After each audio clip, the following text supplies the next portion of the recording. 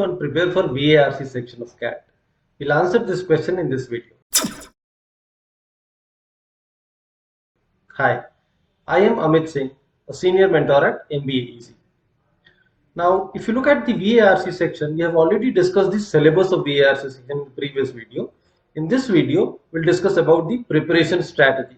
What all a CAT aspirant should do in order to do well in VARC section. So your preparation is broadly divided into three phases here. So if you look at the prep strategy, there are three phases here. The first is obviously goes without saying, lot of people, lot of mentors across the platforms would recommend you that you have to read a lot. So the practice for VAR section starts with reading a lot. If you read a lot, everything else will fall in place. Start from the sweet spot. Start from your comfortable zone, the genre, the style that you are comfortable with, and then gradually try to diversify.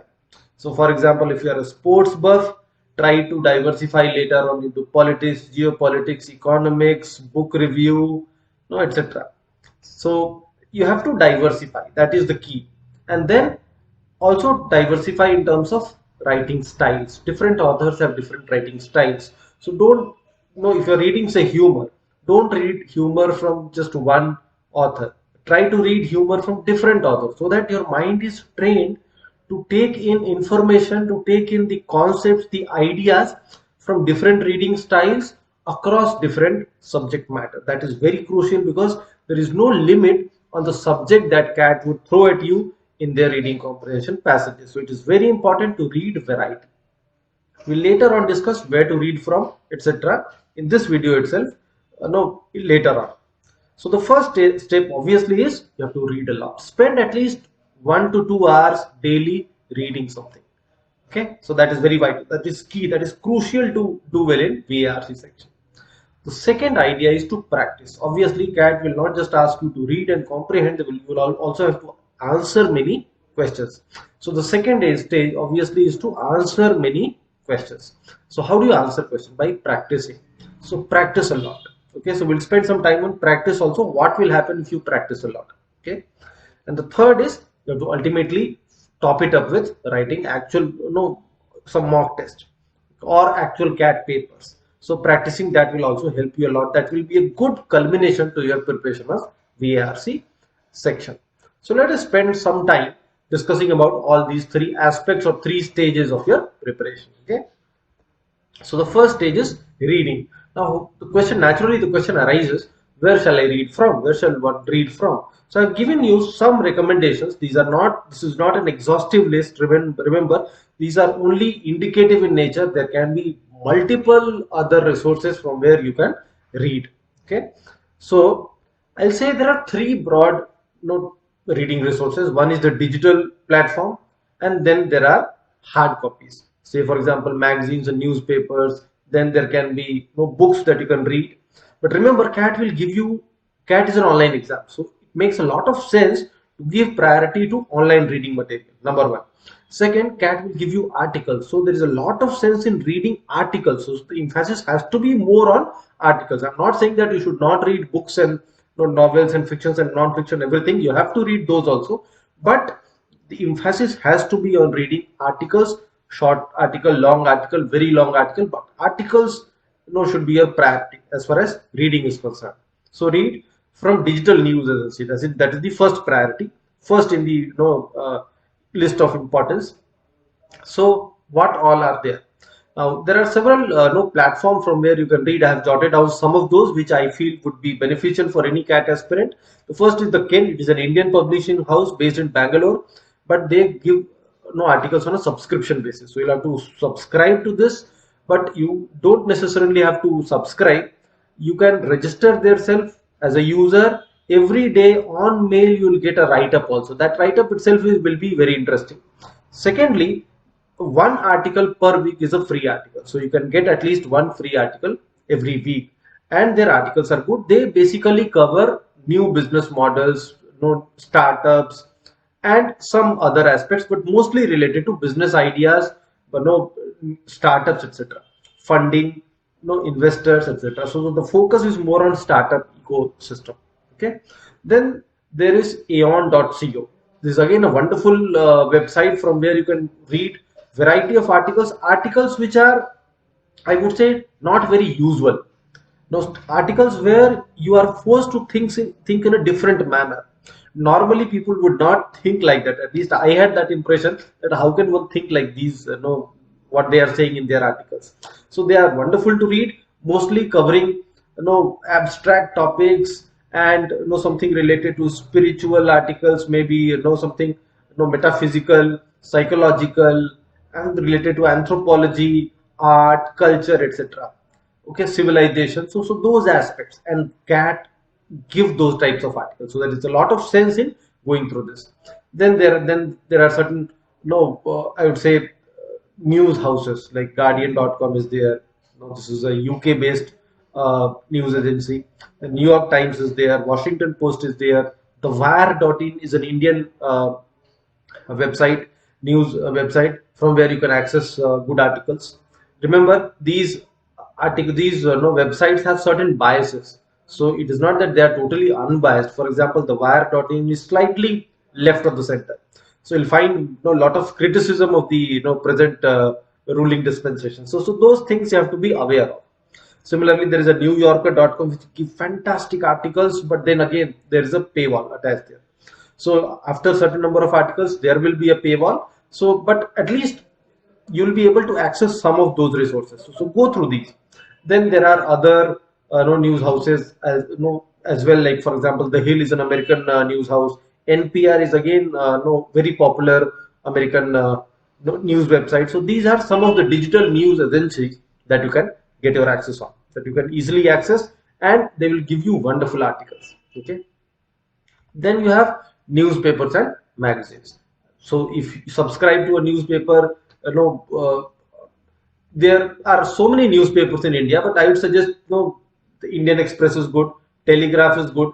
Hindu again, it becomes quite lengthy and boring also, sometimes quite complicated also, the editorial, etc. But if you have a taste for it, definitely, you can go for it. Hindustan Times and Times of India are low in my priority list because the articles are very regular and very superficial kind of. So I'll not suggest you HT and TOI. Frontline is again a good magazine that you can try it out. ET, Economic Times, is not everybody's cup of tea. So many students actually order, subscribe to ET, but they hardly read it. So don't do that. Don't be that person. Business Standard is again a business magazine, a business newspaper. Caravan is again a good one, good option. No, very independent kind of media house. They will give you unbiased reporting, unbiased articles. So that is again a good option. So these are some of the newspapers and magazines that you can subscribe to. Third is books. You can start if you are already in the habit of reading books, both fiction and non-fiction. Wonderful. Add variety to it. If you are comfortable reading fiction, try to read non-fiction also, and vice versa.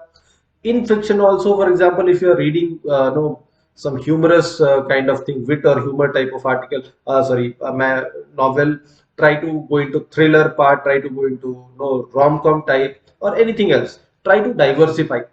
Try autobiographies, etc. So here also the key is to diversify. Until unless you diversify, you'll not develop a very mature reading habit, and that is very crucial to do well in CAT. Reading, and when you are reading, I'll also advise you not to read thinking that you are preparing for CAT. Read for fun, read to learn something, read to take in ideas and concepts and thought process of the author. That is very vital because CAT will test you on those front and not on the mundane details and factual information. Those things are not asked in CAT. So focus on ideas and concepts and thought processes. Try to read in between the lines. Those things are, try to identify wit and humor in a sentence.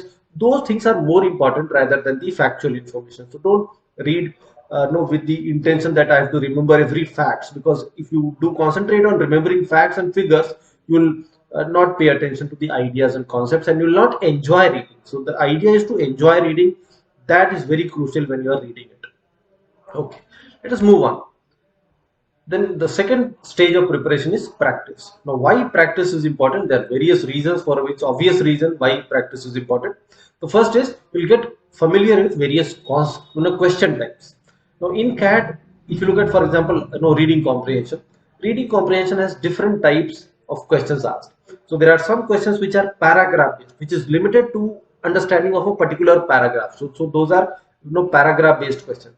There are certain questions which will test your overall understanding of the passage. So they'll ask you what is the underlying tone of the author, what is the central idea of the passage. So those questions will demand overall understanding of the passage. So those are also one question type. Then there are questions where they'll ask you double negative type. Which of the following, if not true, will negate the author's assumption or argument? So these are double negatives. So those types of questions. So you'll get familiar with various question types, and that is very crucial in your eventual performance in CAT. So you need to be aware of different varieties in which questions can be asked in reading comprehension, similarly in parajumble, etc. Okay. Then find your strong and weak areas. Once you practice question, you will get to know where your strength lies. You will gradually develop affinity towards some of the questions and dislikes towards other type of questions. So it is very important as a CAT aspirant to know where your strength lies, so that in exam you'll know these are the types of questions that I must do, and these are the questions which I should refrain from. That will eventually help you build your accuracy also. So it is very important to know your strong and weak areas, and simultaneously you will work on your weaker areas also. Then understand the thought process of question setter. Goes without saying that those people who are setting CAT questions have a certain thought process. They give you options, in a certain manner where they try to confuse you as an aspirant. They'll try to test you on by giving you two close options. So how do they put options? Which options are no which options are there which looks as if it is the correct option, but actually it is not. So it is kind of a trap. No, so you need to be aware of the mindset of the question setter. It is very important. You will get to know why a question setter sets a particular type of question. What are the ways in which options are given, so that they will try to confuse you. So those understandings has to be clear, and that will become clear only when you practice it. So that is also very crucial.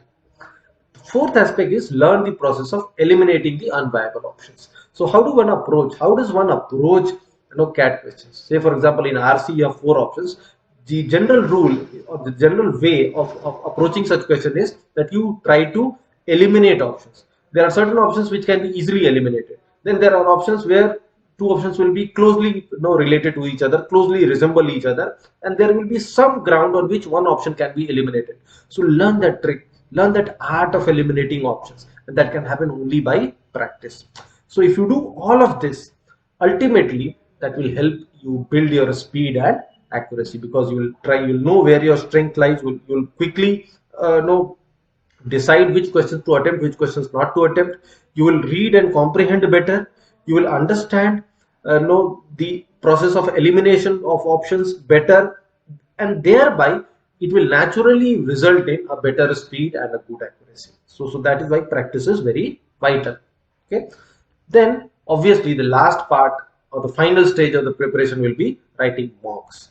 Mocks will help you in understanding the test conditions better. Testing condition, if you're not familiar with testing condition, it can color your preparation in a wrong way. I'll draw a beautiful analogy with the current Indian team. A lot of talk is going among all the cricket pundits across the world that why is India coming up with new players who are performing on the grand stage as if they belong there and they have been doing well there for ages. It appears as, but actually they are very new player. There is no very naive kind of a player. First time they are appearing for a test match in Australia, in Australian conditions, and still they are able to perform well. So what is their secret of success? And the reasons attributed are because there are so many India A tours where these junior players go and practice and play in Australia. Then there is IPL where they get familiar with who's who of cricket, cricket world. And because they are familiar with those conditions, and because they are constantly in touch with those players sitting in the dugout together, that awe factor vanishes. Okay, so same can be said about test, mock test also. If you have in a similar type of situation, if you have appeared for 20-30 tests before, when you are writing your eventual CAT exam, you will not be overawed by this exam, because you have been there in mock test conditions several times before, so that awe factor will go. Okay, then it will also help you cement your test taking strategy. Which are my strong suits? Which are the questions that I should do first? Whether I should do the VA part first or the RC part first? Which kinds of passages I am comfortable with? So if I'm not able to understand economics articles, I'll refrain from it. So those test taking strategies will be clear in your mind only when you practice enough mock. So writing mock is very, very vital. The third is it will also help you work on your temperament issues. Is there any time where I'm not able to do questions? Is there any concentration issues that I'm facing with? No, sorry. Is there any no thing that no type of question or VA part? If I've not done RC part well, is it affecting my VA questions also? No, should I do theta questions or not? So those temperamental issues, no, the things that goes in your head, a thought process that you are going under, you have to work on that also. So temperament plays a huge role. You have to pay attention to those also, and that you will get to know your temperament issues, weaknesses, etc. only when you write enough. Concentration gaps, lack of motivation, lack of drive, lack of dip in intensity, those things, right? Then obviously you'll find your strong and weak suits. You'll know which are my strong areas. You'll in practice you might have thought that no, say no philosophical articles are my strong suit. I understand these types of articles well, and generally I'm able to answer these questions. But in actual CAT conditions, actual exam condition, you'll later on discover that no, actually I was in wrong impression. I was under wrong impression. I'm not able to solve these types of questions well.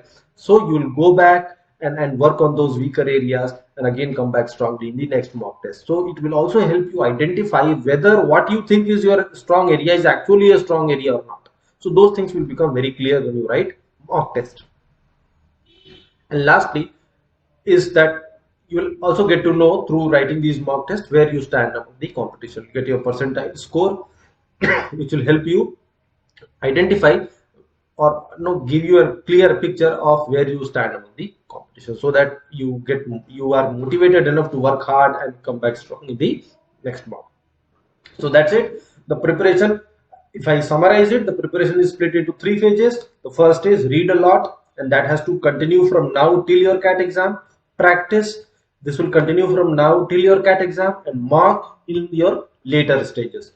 3 months, 4 months prior to actual CAT, you will start giving mocks, and then continue to your CAT exam. So that is as far as the preparation strategy is concerned for VARC. I hope you have learned something. There should be some takeaways from you for you in this through this video.